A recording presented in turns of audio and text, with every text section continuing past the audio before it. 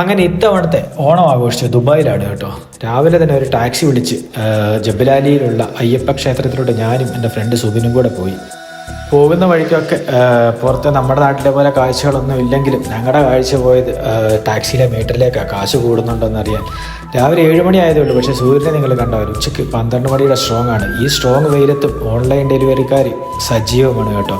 അങ്ങനെ നമ്മൾ നേരെ ക്ഷേത്രം ലക്ഷ്യമാക്കിയിട്ട് പോയി. ഇതൊക്കെ ഔട്ടറായിട്ടുള്ള ദുബായിയുടെ സ്ഥലങ്ങളാണ് കേട്ടോ. അങ്ങനെ കാഴ്ചകളൊക്കെ കണ്ട് നല്ല സൂര്യന് ഭയങ്കര വലുപ്പം തോന്നും കേട്ടോ. നമ്മൾ നാട്ടിൽ നിന്ന് കാണുന്നതിലും ഇവിടെ അടുത്ത് കുറച്ചുകൂടെ കാണാമെന്ന് തോന്നുന്നു.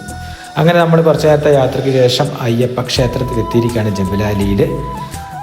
ഞങ്ങൾ ടാക്സിയിൽ നിന്ന് ഇറങ്ങി നേരെ ക്ഷേത്രത്തിലേക്ക് പോയി. ക്ഷേത്രത്തിൽ അത്യാവശ്യം നല്ല തിരക്കുണ്ട് കേട്ടോ. ഒരുപാട് ആൾക്കാർ വന്നിട്ടുണ്ട്, കൂടുതലും മലയാളികളാണെന്ന് തോന്നുന്നു. മലയാളികൾ ഇവിടെ ഒരുപാടുണ്ട് കേട്ടോ. ഇവിടെ വന്നു കഴിഞ്ഞിട്ടുണ്ടെങ്കിൽ നമ്മൾ കേരളത്തിലാണെന്നുള്ളൊരു ഫീല് കിട്ടും കേട്ടോ.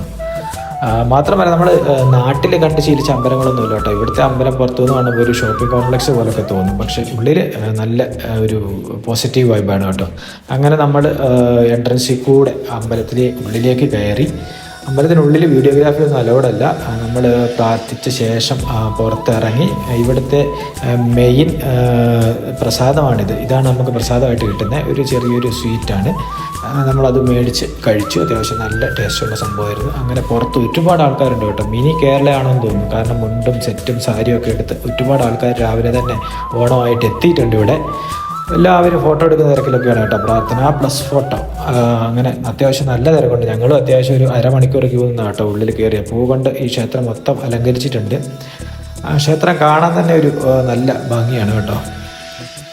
ഒരുപാട് ദൈവങ്ങളുള്ള ക്ഷേത്രമാണ് കേട്ടോ ഇത്. ഒരുപാട് പ്രതിഷ്ഠകളുണ്ട്. നമുക്കറിയാവുന്ന ഗുരുവായൂരപ്പൻ, ഗണപതി, അതുപോലെ അയ്യപ്പൻ, അങ്ങനെ കുറച്ച് ശിവപാർവതി ഒക്കെയാണ് നമുക്ക് പരിചയമുള്ളത്. ബാക്കിയൊക്കെ നോർത്ത് ഇന്ത്യൻ സൈഡിലുള്ള ആരാധിക്കുന്ന ദൈവങ്ങളൊക്കെയാണ് കേട്ടോ കൂടുതലുള്ളത്. അത്യാവശ്യം വലിയ രീതിയിലുള്ള ക്രൗഡുണ്ട്. നമ്മൾ ഇവിടെ നിൽക്കുമ്പം ഇതാണ് കേട്ടോ ആ ക്ഷേത്രത്തിൻ്റെ പുറത്തു നിന്നുള്ളൊരു വ്യൂ എന്ന് പറയുന്നത്. നല്ല രസമുണ്ട് കാണാനായിട്ട്. അങ്ങനെ ഞങ്ങൾ ഇവിടുന്ന് ക്ഷേത്രത്തിൽ നിന്ന് ഇറങ്ങി ഒരു ടാക്സി വിളിച്ച് നേരെ അടുത്തുള്ള മെട്രോ സ്റ്റേഷനിലേക്ക് പോകാനാണ് പരിപാടി. പോകുന്ന വഴിക്കൊക്കെ ആൾക്കാർ വളരെ മുണ്ടും സെറ്റും ഒക്കെ ഉടുത്ത് വന്ന് നിന്നിട്ട് ഫോട്ടോഗ്രാഫിയും പരിപാടികളൊക്കെ ചെയ്യുന്നുണ്ട്. അങ്ങനെ നമ്മൾ നേരെ ഇവിടുന്ന് നേരെ മെട്രോ സ്റ്റേഷനിലേക്ക് പോവുകയാണ്. മെട്രോ സ്റ്റേഷനിൽ നിന്ന് നമ്മൾ നേരെ കരാമയ്ക്കാണ് പോകുന്നത് കേട്ടോ. അങ്ങനെ നമ്മൾ ഇവിടുത്തെ ജബലാലി മെട്രോ സ്റ്റേഷനിലെത്തി മെട്രോയ്ക്കായിട്ട് വെയിറ്റ് ചെയ്യാണ്. ഇവിടെയും ഉണ്ട് കേട്ടോ, ഒരുപാട് മുൻപെടുത്ത ടീംസൊക്കെ വന്നിട്ടുണ്ട്. ഇത് ആ മെട്രോ എത്തിക്കഴിഞ്ഞ് നമുക്ക് പോകാനുള്ള മെട്രോയൊക്കെ വന്ന് നമ്മൾ നേരെ മെട്രോയിൽ കയറാനായിട്ട് പോവാണ്. നമ്മുടെ കറാമയാണ് ലക്ഷ്യം. അവിടെ പോയി ഫുഡ് കഴിക്കുക. അങ്ങനെ നമ്മൾ മെട്രോയ്ക്ക് ഉള്ളിലോട്ട് കയറി. മെട്രോയിൽ അത്യാവശ്യം നല്ല രീതിയിലുള്ള തിരക്കുണ്ട്. ഇന്ന് ദുബായിൽ ഓഫാണ് നവീതരം പ്രമാണിച്ച്. അങ്ങനെ പോകുന്ന വഴിയിലൊക്കെ അമ്പരചുംബികളായ നമ്മളെ സന്തോഷവർജികൾ അങ്ങനെ പറയുന്ന അമ്പരചുംബികളായ ചുംബികളായ കെട്ടിടങ്ങളൊക്കെ കണ്ട് നമ്മളങ്ങനെ യാത്ര പോവുകയാണ്. കറാമയിലേക്ക് ഓണസദ്യ കഴിക്കാനായി. അതിന് മുന്നേ ബ്രേക്ക്ഫാസ്റ്റ് കഴിക്കണം. അങ്ങനെ നമ്മൾ യാത്രയിലാണ്. അങ്ങനെ കറാമയിലെത്തി നല്ല ഒന്നാം തരം നാടൻ ചായ കിട്ടി കേട്ടോ. നാടൻ ചായ അടിച്ച്, ഈ ചായ എന്ന് പറഞ്ഞു കഴിഞ്ഞാൽ ഉണ്ടല്ലോ ഇവിടെ കിട്ടുന്നത് അപൂർവമാണ്, ഇത്രയും ടേസ്റ്റി. അങ്ങനെ നമ്മൾ ഒരു മുട്ട റോസ്റ്റും വെള്ളപ്പം രാവിലെ തന്നെ ഓർഡർ ചെയ്ത് അത് മൂക്കുമുട്ട ഞാൻ സുഖിനും അടിച്ചു.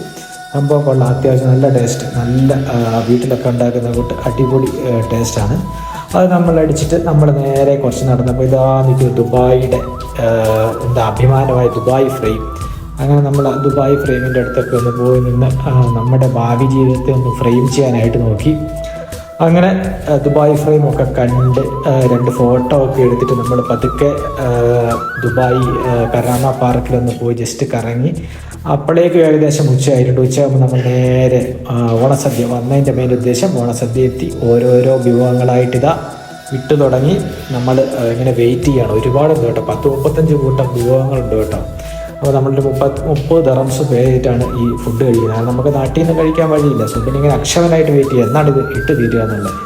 അപ്പോൾ ഓരോരോ വിഭവങ്ങളായി വന്നു. ഏകദേശം ഇല ഫുള്ളായിട്ടുണ്ട് കേട്ടോ, എന്നിട്ടും കഴിയുന്നില്ല. അവിടുന്ന് ഇവിടുന്നൊക്കെ ഓരോരോ സാധനങ്ങൾ ഐറ്റംസ് വന്നു. ഇതാ ചോറെത്തി.